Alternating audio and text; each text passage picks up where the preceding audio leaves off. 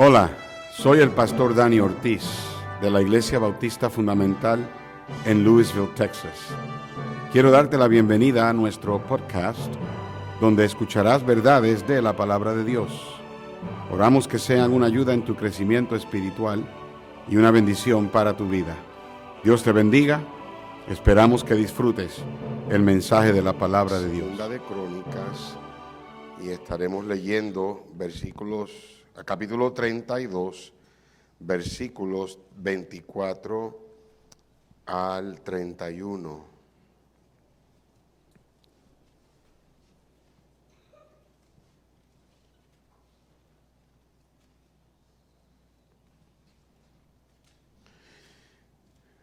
Segunda de Crónicas, capítulo 32, versículos 24 al 31. Ponemos de pie, hermanos, para la lectura de la Biblia. El hermano César acaba de escribirme dando gracias por haber pedido oración por la abuela de Edén. Está estable, pero le han dejado viajar porque la cirugía que ella va a tener va a ser hecha en Virginia. La van a llevar ahora a la casa de la suegra del hermano César, la mamá de Edén, para que descanse, para entonces viajar a Virginia, donde ella tendrá que tener cirugía. Sigan orando por la abuelita de la hermana Edén. Segunda de Crónicas 32. Esta noche voy a tratar, no va a ser un mensaje bombástico, les advierto, en el sentido de que va a ser más como una charla, una plática, no seré largo. Vamos a tratar de un tema que en realidad me da miedo hacerlo, me da miedo predicarlo, tal vez por eso lo voy a enseñar más que cualquier otra cosa, porque es algo que todos nosotros necesitamos siempre tener en cuenta, incluyendo aquí a su pastor más que cualquier otro. Segunda de Crónicas, capítulo 32, yo leo el 24, ustedes conmigo el 25 y así nos alternamos hasta el 31. En aquel tiempo, Ezequías se enfermó de muerte y oró a Jehová, quien le respondió y le dio una señal. ¿Todos?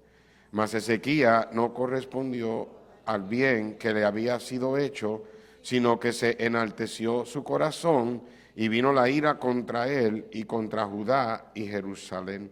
Pero Ezequías, después de haberse enaltecido su corazón, se humilló él y los moradores de Jerusalén, y no vino sobre ellos la ira de Jehová en los días de Ezequías. Y tuvo Ezequías riquezas, gloria, muchas en gran manera, y adquirió tesoros de plata y oro, piedras preciosas, perfumes, escudos y toda clase de joyas deseables.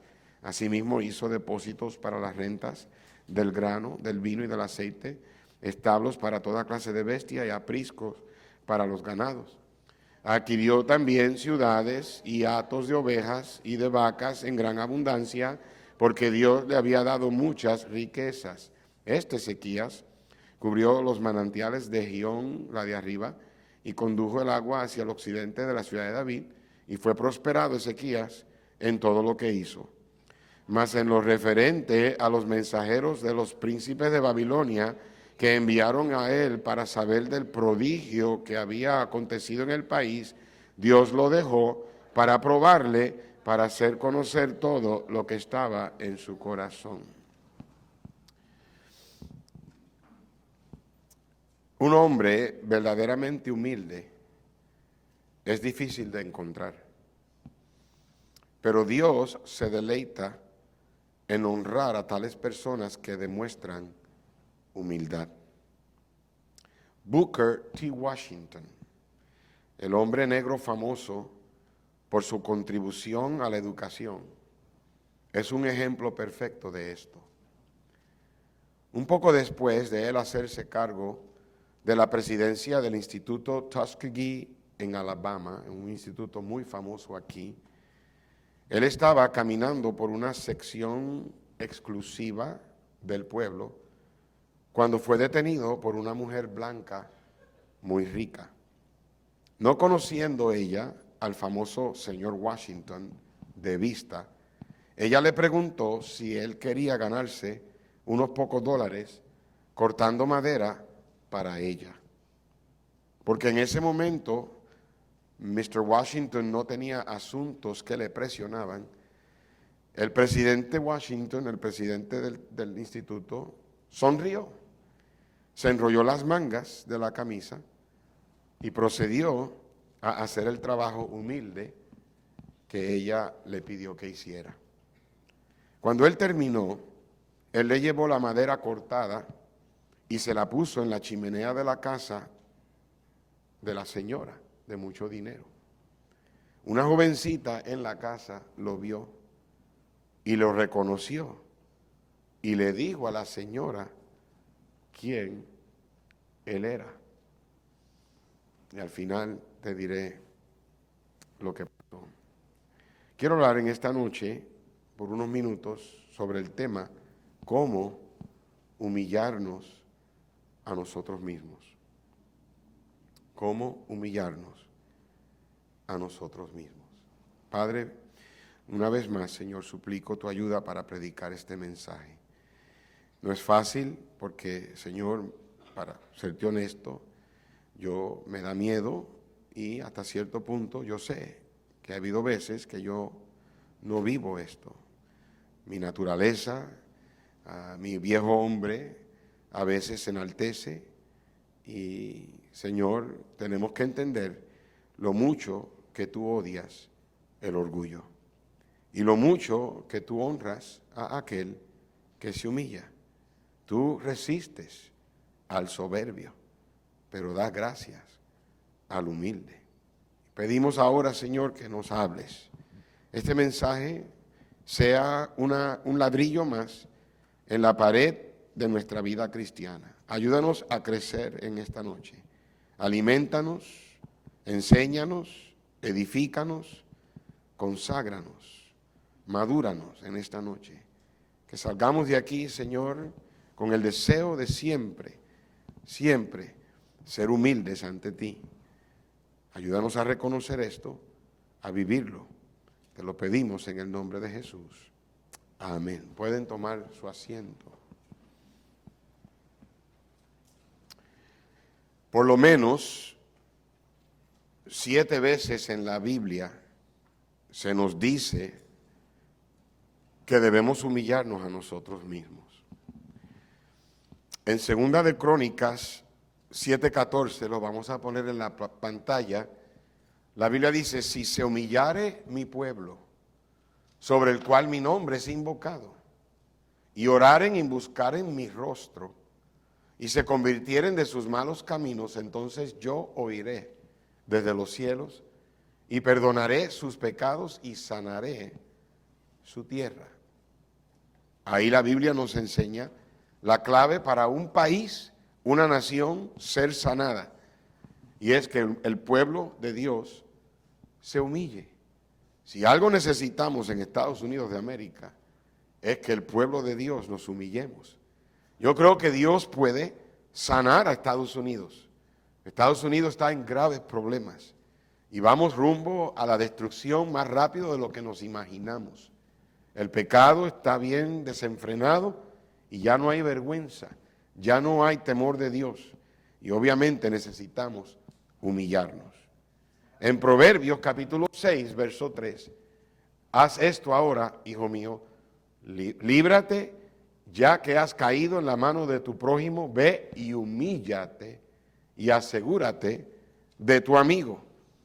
Ese pasaje nos enseña el principio de que cuando tú te das cuenta de que hiciste algo en contra de un amigo o en contra de otra persona, o tal vez algo que no debiste haber hecho, o tal vez le diste tu palabra y no la cumpliste, la Biblia nos dice que debemos ir y humillarnos.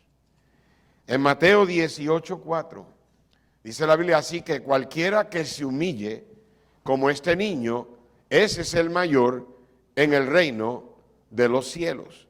En Mateo 23, verso 12, porque el que se enaltece será humillado y el que se humilla será enaltecido. En Santiago 4:10 dice la Biblia, humillaos delante del Señor y Él que os exaltará. En Primera de Pedro 5:6, humillaos pues bajo la poderosa mano de Dios para que Él os exalte cuando fuere tiempo.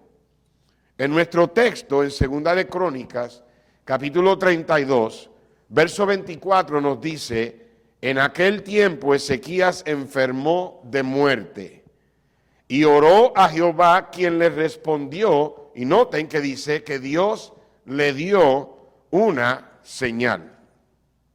Mas Ezequías no correspondió al bien que le había sido hecho. En otras palabras, como que él lo tomó en poco, sino que se enalteció su corazón y vino la ira contra él y contra Judá y Jerusalén.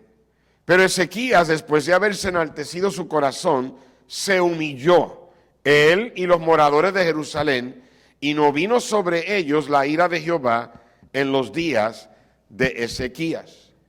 Para entender aquí cuál fue la señal que Dios le dio a Ezequías cuando Ezequías supo que él estaba enfermo, iba a morir, y él viró su rostro hacia la pared, se humilló delante de Dios, y Dios no solamente lo escuchó, pero le añadió 15 años de vida, pero le dio una señal.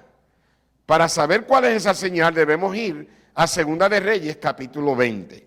En Segunda de Reyes, en el capítulo 20, and fellows, I don't know if I gave you that scripture, but if you can find 2 Kings 20, y vamos a estar leyendo capítulo 20, versículo 1 en adelante. Segunda de Reyes, capítulo 20, versículo 1 dice, en aquellos días Ezequías cayó enfermo de muerte, y vino a él el profeta Isaías, hijo de Amós, y le dijo, Jehová dice, así ordena tu casa porque morirás y no vivirás. Entonces él volvió su rostro a la pared y oró a Jehová y dijo, te ruego, Jehová, te ruego que hagas memoria de que he andado delante de ti en verdad, con íntegro corazón, y que he hecho las cosas que te agradan. Y lloró Ezequías con gran lloro. Y antes que Isaías saliese hasta la mitad del patio, vino palabra de Jehová a Isaías diciendo, vuelve y di a Ezequías, príncipe de mi pueblo, así dice Jehová, el Dios de David tu padre, yo he oído tu oración y he visto tus lágrimas. He aquí que yo te sano. Al tercer día subirás a la casa de Jehová. Y añadiré a tus días 15 años, y te libraré a ti y a esta ciudad de mano del rey de Asiria. Y ampararé esta ciudad por amor a mí mismo y por amor a David mi siervo. Y dijo Isaías, tomad masa de higos, y tomándola la pusieron sobre la llaga y sanó. Y Ezequías había dicho a Isaías, ¿qué señal tendré de que Jehová me sanará y que subiré a la casa de Jehová al tercer día? Respondió Isaías, esta señal tendrás de Jehová, de que hará Jehová esto que ha dicho. Y preguntó, ¿avanzará la sombra 10 grados o retrocederá 10 grados? Now, entendamos que cuando el sol sale por el oriente, por el este, y va hacia el occidente, obviamente la sombra va subiendo, va avanzando a medida que el sol obviamente va avanzando. Entonces, en el verso 10, Ezequías respondió, fácil cosa es que la sombra decline 10 grados, pero no que la sombra vuelva atrás 10 grados. Entonces el profeta Isaías clamó a Jehová e hizo volver la sombra por los grados que había descendido en el reloj de Acaz 10 grados atrás. La señal en Segunda de Crónicas 32:24 fue una señal fenomenal. Dios le dio 15 años de vida más a Ezequías, pero esa no fue la señal. La gente en esos días vio el universo ir hacia atrás, dar reversa. Dios en una ocasión detuvo el sol para que Josué pudiera ganar la batalla. El sol siempre se ha movido del este al oeste, pero en ese día de Ezequías, Dios movió el sol del oeste al este, 10 grados, como señal de que Él podía sanarlo. No, la pregunta es, ¿qué pensaríamos o qué pensarías tú que debería hacer una persona cuando algo así sucede en su favor? En el capítulo 19 de Segunda de Reyes, la historia nos es relatada donde Dios le dio la victoria a Ezequías sobre 185,000 soldados asirios, que al otro día, y esto suena como contradictorio, al otro día amanecieron muertos. Claro, no amanecieron, estaban muertos, pero amanecieron muertos. Pues la Biblia dice, y aconteció aquella misma noche, salió el ángel de Jehová y mató el campamento de los asirios a 185,000, y cuando se levantaron por la mañana, pues si estaban muertos, ¿cómo se había, verdad? Pero anyways, es aquí que todo era cuerpos de muertos, ¿verdad?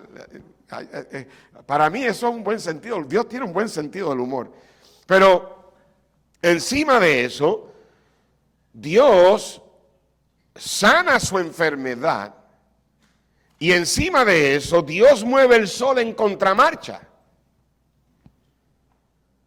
Una persona así debería estar agradecido y debería sentirse humilde. Pero en Ezequías dice en el texto de Segunda de Crónicas 32 y en el verso 25, dice la palabra de Dios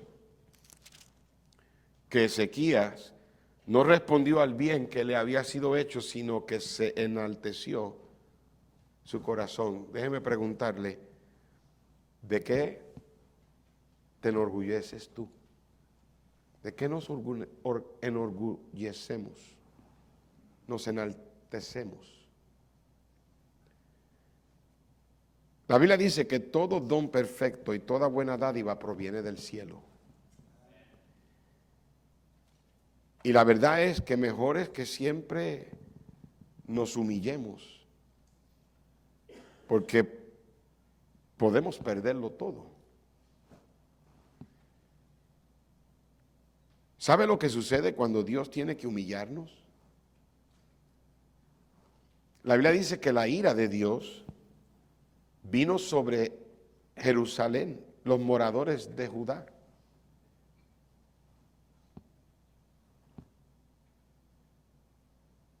Ahora la Biblia nos enseña que unos príncipes de Babilonia vinieron a ver el prodigio, vinieron a ver la señal. ¿Qué fue lo que ellos vieron cuando ellos vieron la señal? Ellos vieron el sol dar reversa. No pasaron un par de décadas cuando el pueblo de Judá terminó en cautiverio en Babilonia por 70 años. Mire, hermano, el orgullo nos impide recibir la ayuda del Señor. El orgullo se roba la gloria que solamente le pertenece a Dios. El orgullo puede llevar a una persona a la destrucción. Para que Dios nos bendiga y para que Dios nos honre, necesitamos humillarnos. Necesitamos humildad para evitar que Dios tenga que tratar con nuestro orgullo. Esta fue una de las características del Señor Jesucristo que la Biblia nos dice que debemos imitar. Dice la Biblia que Cristo dijo, aprended de mí que soy manso y ¿qué? Y humilde de corazón. Entonces la pregunta es, ¿cómo nos humillamos a nosotros mismos? La Biblia nos exhorta, humillaos bajo la poderosa mano de Dios. Yo no soy perfecto en esto y por eso es que me da miedo predicar este mensaje.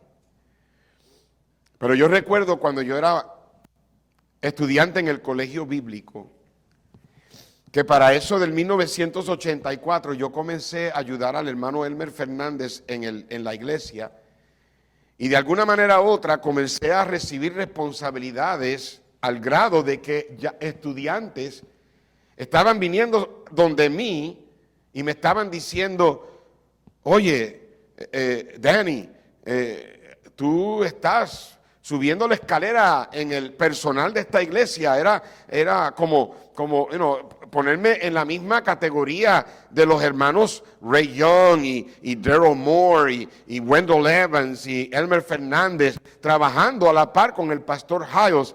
Y yo recuerdo que yo hice una cita para ir a ver al doctor Young, el hermano Ray Young que viene aquí todos los años. Cuando él abrió la oficina, entré y me preguntó, y en aquel tiempo él ni me conocía, él simplemente, yo era un estudiante. Y yo le dije, Brother Ray, le expliqué cómo era que yo estaba ayudando al hermano Fernández y empecé a tener más responsabilidades en la iglesia y todo eso, y los comentarios que los otros estudiantes decían. De momento me empecé a sentarme en la plataforma de la iglesia americana y 8,000, 9,000 personas en la iglesia, y los estudiantes me miraban sentado en la plataforma. Y yo le dije al hermano Ray, hermano Ray, ¿qué puedo yo hacer para no dejar que yo me enorgullezca? ¿Qué puedo yo hacer para no dejar que los comentarios me hagan orgulloso? Nunca olvidaré lo que ese hermano me dijo. Él me dijo, el hecho de que estás pensando en eso es orgullo. Me dijo, si estás pensando en cómo no dejar que esos comentarios te hagan orgulloso, es orgullo. Benjamin Franklin dijo una vez, pues aún si concibo el haber conquistado el orgullo, puede que me enorgullezca de mi humildad. ¿Sabes qué, hermano? O nos humillamos o Dios nos humilla. El hombre que espera a que Dios lo humille no termina humillado, termina avergonzado. No es la meta de Dios humillar a alguien. Pero fue lo que Dios tuvo que hacer con Faraón cuando él mató al ejército egipcio. Fue lo que Dios tuvo que hacer con Nabucodonosor cuando lo hizo caminar entre las bestias por 7 años. Entonces, ¿cómo nos humillamos a nosotros mismos? Número 1, dale la gloria y el crédito a Dios y a otros. Ezequías aceptó el crédito que le pertenecía a Dios. Y hermanos, no tenemos el derecho de quedarnos con el crédito por lo que hacemos. Humildad es darle crédito a Dios y darle el crédito a otros por lo que Dios ha hecho en nosotros y por nosotros. En Romanos capítulo 13, verso 7 dice la Biblia, pagad a todos lo que debéis, al que tributo, tributo, al que impuesto, impuesto, al que respeto, respeto, al que honra, honra. Nuestro trabajo no debe ser pedir que la gente nos respete, nuestro trabajo debe ser respetar a los demás. Nuestro trabajo no debe ser que la gente nos tome en cuenta, nuestro trabajo debe ser tomar en cuenta a los demás. Nosotros no debemos estar ni en el panorama, no debemos ni pensar en nosotros mismos. En Proverbios 27, 21 dice, el crisol prueba la plata y la hornaza el oro, y al hombre la boca del que lo alaba. La alabanza es el horno de Dios que Él usa para sacar la escoria de nuestras vidas y dejar que la plata y el oro entonces se le dé al Señor. Debemos aprender a redirigir la gloria, el crédito o la honra que otros nos dan. En 2 de Samuel 23, verso 15, y David dijo con vehemencia: ¿quién me diera a beber del agua del pozo de Belén que está junto a la puerta? Verso 16, entonces los 3 valientes irrumpieron por el campamento de los filisteos y sacaron agua del pozo de Belén que estaba junto a la puerta, y tomaron y la trajeron a David, mas él no la quiso beber, sino que la derramó. ¿Para quién? Para Jehová. Estos hombres le estaban dando a David un agradecimiento por la clase de líder que él era. Pero David no se quedó con el crédito, sino que se lo dio a Dios. En Primera de Crónicas 18, versos 10 y 11 dice: envió a Adoram su hijo al rey David para saludarle y bendecirle por haber peleado con Hadad-ezer y haberle vencido. Porque Toi tenía guerra contra Hadad-ezer, le envió también toda clase de utensilios de oro, de plata y de bronce, verso 11, los cuales el rey David dedicó ¿a quién? A Jehová, con la plata y el oro que había tomado de todas las naciones de Edom, de Moab, de los hijos de Amón, de los filisteos y de Amalek. Humildad requiere que Dios reciba el crédito y la gloria, y que otros reciban el honor que se les debe dar. La alabanza es como el chicle. Puede que sepa rico, pero ten cuidado, no te lo tragues. Por eso es que los políticos son una bola de arrogantes. Y por eso es que mucha gente no les gusta a los políticos.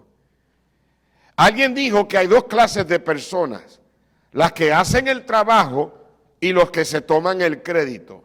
Nuestra meta debe ser buscar el primer grupo. Cristo siempre le daba el crédito a su Padre Celestial. En Juan capítulo 10, verso 25, la Biblia dice: Jesús le respondió: os lo he dicho y no creéis. Las obras que yo hago en nombre de mi Padre, ellas dan testimonio de mí. En el verso 32 dice: Jesús les respondió: muchas buenas obras os he mostrado de mi Padre, ¿por cuál de ellas me apedreáis? En Juan 14, verso 28, habéis oído que yo os he dicho: voy y vengo a vosotros. Si me amarais, os habríais regocijado, porque he dicho que voy al Padre, porque el Padre mayor es que yo. El Señor no estaba negando su deidad, Él simplemente estaba afirmando su lealtad. Mira, hermano, alguien te da un cumplido, pásaselo al Señor. Señor, la gloria es para ti. Señor, gracias a ti. Alguien le dice a usted: hermano, gracias por lo que usted hizo. Gracias al Señor.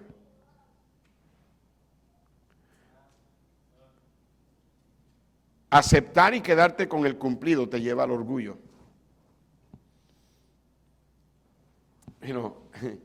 Hay gente que juegan un jueguito de pasar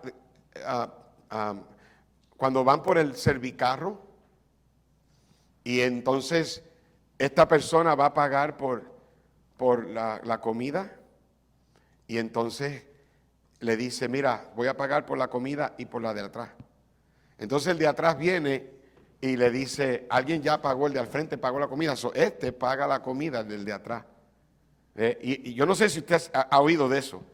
Allá en Longview, había era un hábito entre los estudiantes del colegio y los pastores de la iglesia. Cuando íbamos a recortarnos el pelo, le pagábamos el recorte a uno, y entonces ese uno, pues como ya lo tenía pagado, le pagaba a otro, y así. En una ocasión yo tenía como 4 recortes pagados. La cosa es que ayer me mandaron un video de un hombre, un predicador de 83 años, que estaba por el servicarro, y él se tardó tanto en hacer la orden que la persona de atrás comenzó a gritarle desde acá atrás: qué sé yo, grosería, lo que sea. Y entonces este pastor se sintió tan mal que cuando fue a la ventanilla le dijo a la persona: mira, yo quiero pagar por la comida de la persona que está ordenando atrás. Entonces, él pagó por la comida suya y la comida del de atrás. Entonces fue a la otra ventanilla, y cuando estaba en la otra ventanilla, esta persona llegó y le dijeron, mire, el Señor pagó por su comida, y él podía ver por el retrovisor a esta persona, ¿verdad? Dándole las gracias, ¿verdad? Y como que se sintió mal, ¿verdad? Dándole las gracias por haber pagado la comida. La cosa es que el Señor, cuando recibió las dos comidas, se las llevó las dos comidas.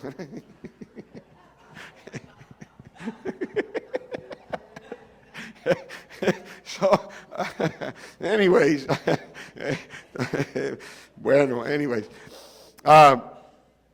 debemos tener mucho cuidado cuando le decimos a alguien, estoy bien orgulloso de ti.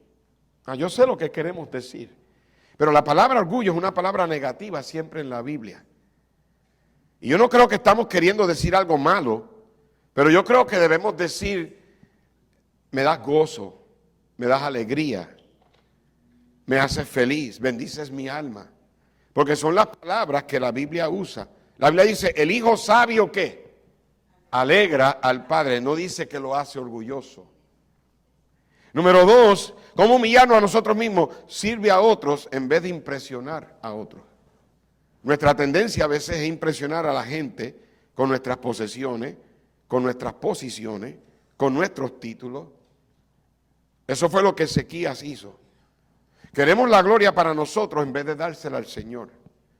Debemos vestir en la iglesia para mostrar, debemos vestir en la iglesia para mostrar respeto, no para impresionar a la gente. Y nunca debemos maltratar a alguien que tal vez no viene tan bien vestido como otros.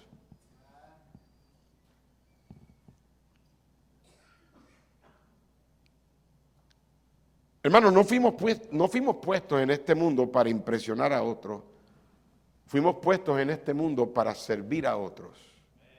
Cristo dijo, yo no vine para ser servido, sino para servir y dar mi vida en rescate por muchos. En Juan capítulo 13, el Señor Jesucristo estuvo casi todo el capítulo en sus rodillas.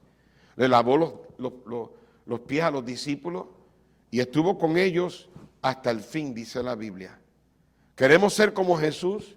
Pues entonces trata de imaginarte de rodillas delante de la gente, sirviéndoles a ellos. Los discípulos a veces tenían un espíritu de competencia y Cristo los tuvo que regañar. 2 de ellos querían sentarse al lado del Señor en el reino. En otra ocasión se pelearon por quién sería el primero en el reino. Gracias a Dios que al final del ministerio terrenal de Cristo, ellos habían aprendido la lección, y cuando Cristo predijo la traición, cada uno de ellos se preguntaba, ¿seré yo? ¿Seré yo? La humildad no es tú pensar que eres nadie. La humildad es simplemente tú no pensar en ti. ¿Me están escuchando, hermano? En Filipenses capítulo 2, verso 5, haya pues en vosotros este sentir. La palabra sentir es la palabra pensamiento. Haya pues en vosotros este pensar, que hubo también en Cristo Jesús. Now, ¿a qué se refiere? ¿Qué pensar? Bueno, vamos a ver el capítulo 2, verso 1 al 4, que es lo que dice. Dice, por tanto, si hay alguna consolación en Cristo, si algún consuelo de amor, si alguna comunión del Espíritu, si algún afecto entrañable, si alguna misericordia. Número 2, completad mi gozo sintiendo lo mismo, teniendo el mismo amor, unánime, sintiendo una misma cosa. Verso 3, nada hagáis por contienda o por ¿qué? Vanagloria, antes bien con humildad, estimando cada uno a los demás como a superiores a él mismo, no mirando cada uno por lo suyo propio, sino cada cual también por lo de los otros. Eso es el sentir. Mucha gente confunde el pasaje de Filipenses 2:5 Cuando dice el versículo 5, dice, haya pues en vosotros este sentir que hubo también en Cristo Jesús. Y entonces el verso 6 dice, el cual siendo en forma de Dios, no estimó el ser igual a Dios como a cosa que aferrarse, sino que se despojó a sí mismo, tomando forma de siervo, hecho semejante a los hombres, y estando en la condición de hombre, se humilló a sí mismo, haciéndose obediente hasta la muerte y muerte de cruz. Por lo cual Dios también le exaltó hasta lo sumo y le dio un nombre que es sobre todo nombre, para que en el nombre de Jesús se doble toda rodilla de los que están en los cielos y en la tierra y debajo de la tierra, y toda lengua confiese que Jesucristo es el Señor, para gloria de Dios Padre. Y la gente piensa que esos versículos es el sentir. No, esos versículos son el ejemplo. El sentir está en los primeros 4 versos, donde la Biblia dice que con humildad debemos estimar a los demás superiores a uno mismo. Más problemas ocurren entre parejas en el hogar por el orgullo que por cualquier otra cosa. El orgullo es una condición del corazón que eventualmente se manifiesta en tu vida. En el verano del 1986, 2 barcos chocaron en el Mar Negro afuera de la costa de Rusia. Cientos de personas murieron cuando tuvieron que tirarse a las aguas congeladas del mar abajo. Las noticias del desastre fueron ennegrecidas más todavía cuando la investigación reveló que el accidente no fue causado por problemas de tecnología con los radares, ni el mal funcionamiento del equipo, ni tampoco por neblina. La causa del accidente fue terquedad humana. Ambos capitanes estaban apercibidos de la presencia de la otra embarcación. Ambos pudieron haberse desviado de la ruta trazada y cederle el paso a la otra embarcación, pero de acuerdo a los reportes noticieros, ningún capitán quiso cederle el paso al otro. Cada uno fue demasiado orgulloso para ceder primero, y para el tiempo que llegaron a recapacitar ya era muy tarde. La razón principal por qué el papá no lee la Biblia en la casa con la familia es por el orgullo.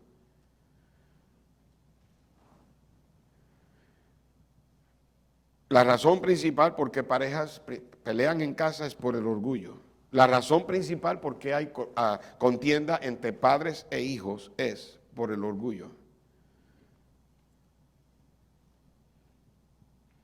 En el Salmo capítulo 95, versículo 6 dice, venid, adoremos y postrémonos, arrodillémonos delante de Jehová nuestro Hacedor. Yo entiendo que en algunos casos hay personas que no se pueden arrodillar. Muchas veces cuando yo me arrodillo yo tengo que poner la almohada en el piso. No puedo estar de rodilla todo ese tiempo. Entiendo.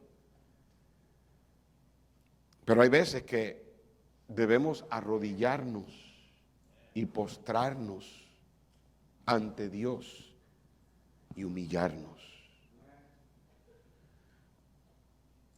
El lugar más difícil de arrodillarse no es aquí en la iglesia, es en la casa. El orgullo defiende los errores, no te deja admitirlos. ¿Cómo humillarnos a nosotros mismos? Número 3, confiesa y pide perdón por tus pecados y tus faltas. Perdemos amistades y relaciones por el orgullo.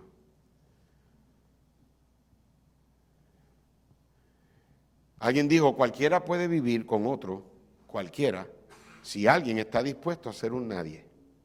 Escúchelo. Cualquiera puede vivir con otro cualquiera, si alguien está dispuesto a ser un nadie. En inglés dice, anybody can live with, everybody can live with anybody if somebody is willing to be a nobody. Nada trae el juicio de Dios tanto como el rehusar confesar y pedir perdón. Nada destruye familias como el orgullo. Un cristiano humilde pide perdón aun si lo que hizo no fue pecado. Aun si la persona la otra persona fue la culpable. ¿Cómo humillarnos a nosotros mismos? Número 4, bendice a otros que te maldicen. En Mateo 5, 43 y 44, Cristo dijo, ¿oíste que fue dicho, amarás a tu prójimo, aborrecerás a tu enemigo?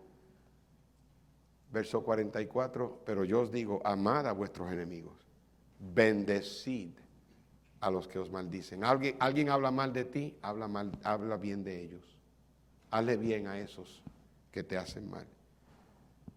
¿Cómo humillarnos a nosotros mismos? Número 5, acepta la crítica, la corrección y la humillación de otros. Eso es difícil.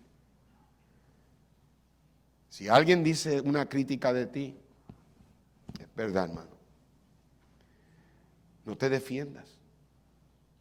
Si Cristo, que tenía el derecho de defenderse,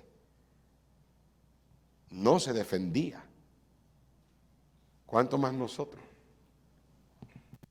No debemos defendernos. De hecho, cuando alguien trata de humillarte, humíllate más tú. ¿Cómo humillarnos a nosotros mismos? Número 6, recuerda tu mortalidad. El orgullo te hace pensar que eres un alguien. Y la humildad es reconocer que somos nada. Tú vas a los cementerios y tú lees en las lápidas los nombres y los años y todo eso de gente que lo más probable llevan años ahí y nadie ya se acuerda. ¿Y sabes qué? A menos que el Señor venga antes, tú y yo vamos a estar en una tumba un día de esto y nadie nos va a recordar. Lo único que va a durar para siempre es lo que hacemos para el Señor. Y número 7, haz el trabajo de humillarte, un trabajo de por vida.